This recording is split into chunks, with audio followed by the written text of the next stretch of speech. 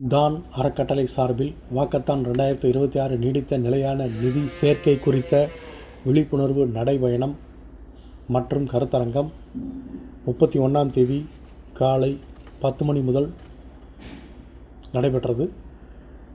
நடைபயணத்தை collector Ranjith Singh கொடியசைத்து துவக்கி வைத்தார். தேனி மாவட்டத்தில் செயல்பட்டு வரும் தான் அறக்கட்டளை சார்பில் வாக்கத்தான் 2026 எனப்படும் நீடித்த நிலையான நிதி சேர்க்கை குறித்து பொதுமக்கள் மத்தியில் விழிப்புணர்வை ஏற்படுத்தும் வகையில் விழிப்புணர்வு வாசகங்கள் அடங்கிய பதாகைகளை கையில் ஏந்தியவாறு தேனி நேர்சிலை முதல் நகராட்சி அலுவலகம் வரை விழிப்புணர்வு பேரணி நடைபெற்றது. இந்த பேரணியை தேனி கலெக்டர் ரஞ்சித் சிங் கொடியசைத்து தொடங்கி வைத்தார்.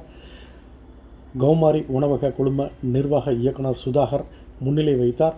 இந்த பேரணியை தொடர்ந்து தேனி பெரியகுளம் சாலையில் உள்ள தனியார் மண்டபத்தில் நீடித்த நிலையான நிதி சேர்க்கை குறித்த கருத்தரங்கம் நடைபெற்றது. இந்த கருத்தரங்கில் நிதி மேலாண்மை, சேமிப்பு பழக்கம், பெண்கள், பொருளாதார சுயநலத்தன்மை மற்றும் சமூக வளர்ச்சி உள்ளிட்ட முக்கிய அம்சங்களை வலியுறுத்தி எடுத்துரைக்கப்பட்டது.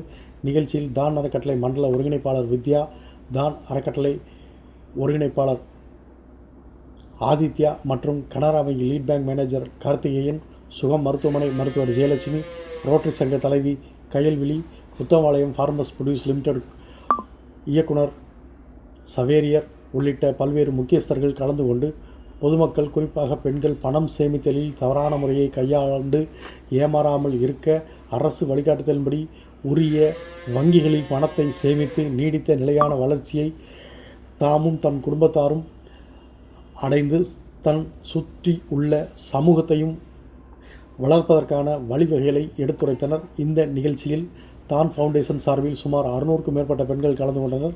நிகழ்ச்சி ஏற்பாடுகள் அனைத்தும் தான் ஃபவுண்டேஷன் சார்பில் சிறப்பாக செய்திருந்தனர்.